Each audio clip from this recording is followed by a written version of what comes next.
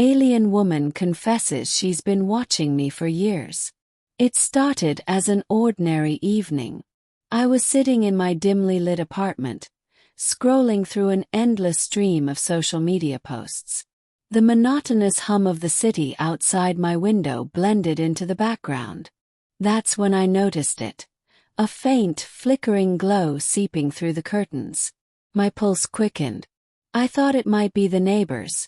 Maybe someone had installed a new porch light, but the glow wasn't static. It pulsed as though it were alive. I approached the window cautiously, pulling the curtains aside.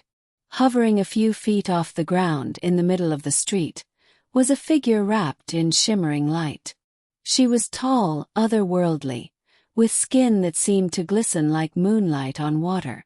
Her eyes, a swirling blend of silver and deep violet, locked onto mine. Before I could react, she spoke.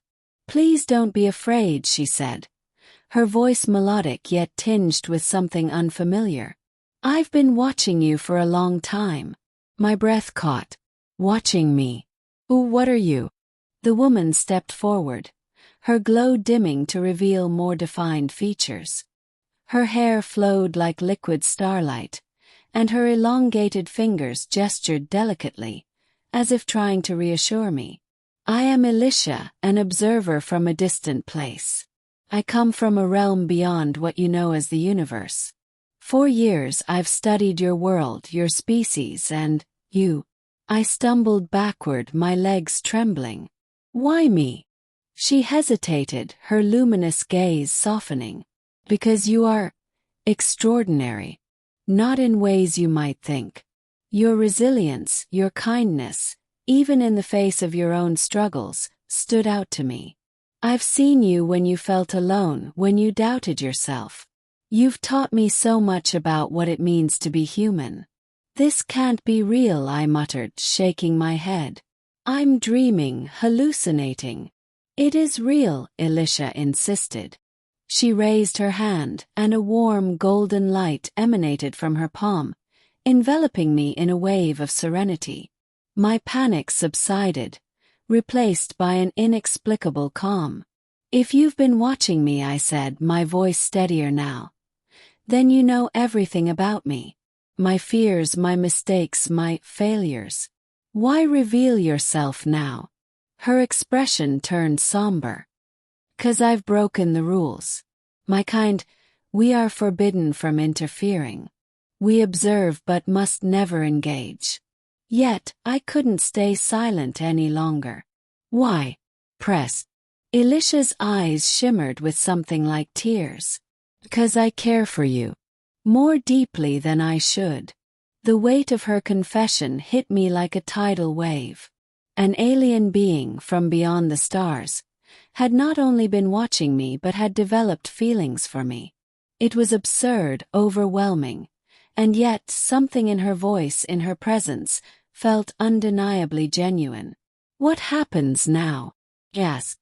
Elyssia stepped closer, her form radiating warmth. "I don't know. By revealing myself, I've risked everything. My home, my existence. But I had to tell you the truth." I looked into her eyes, searching for answers, for clarity, but all I found was an infinite depth, a connection I couldn't explain. "You said you've been watching me. Do you know what I've always wanted?" She tilted her head slightly, curiosity flickering across her face. "What is that?" "To be seen. Truly seen." Elissa's lips curved into a soft, almost sorrowful smile. "Then know this. You are more than seen.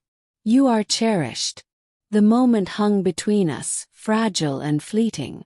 Before I could respond, the glow around her intensified, wrapping her in a cocoon of light. "I have to go," she said, her voice tinged with regret. "If I stay, they will find me, and you will be in danger." "Wait." I reached out instinctively, but my hand passed through the light. "Will I ever see you again?" Her form began to fade, becoming one with the shimmering glow. "Perhaps, when the stars align. Until then, remember. You are never truly alone. And with that, she was gone, leaving behind an empty street bathed in silence. I stood there for what felt like an eternity, staring at the spot where she had been. The world felt different now, fuller yet lonelier.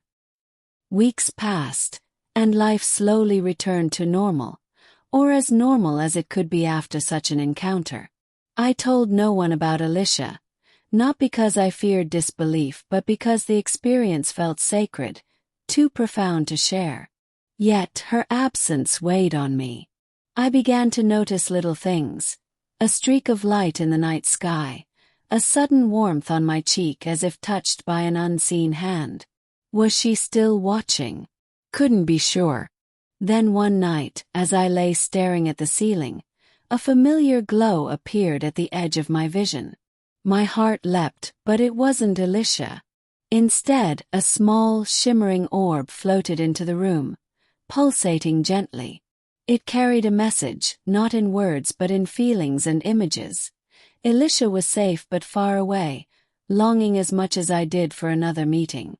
The orb lingered for a moment, then vanished, leaving behind a single star-shaped pendant on my nightstand. It was warm to the touch, humming faintly with a rhythm that matched my heartbeat. Holding it, I felt connected to her, as if the distance between us no longer mattered. Years passed, and I carried the pendant everywhere, a silent reminder of the extraordinary encounter that had changed my life. Though I never saw Elyssia again, I often gazed at the night sky, imagining her among the stars, watching, waiting. And in those moments, I knew I was not alone, and never would be.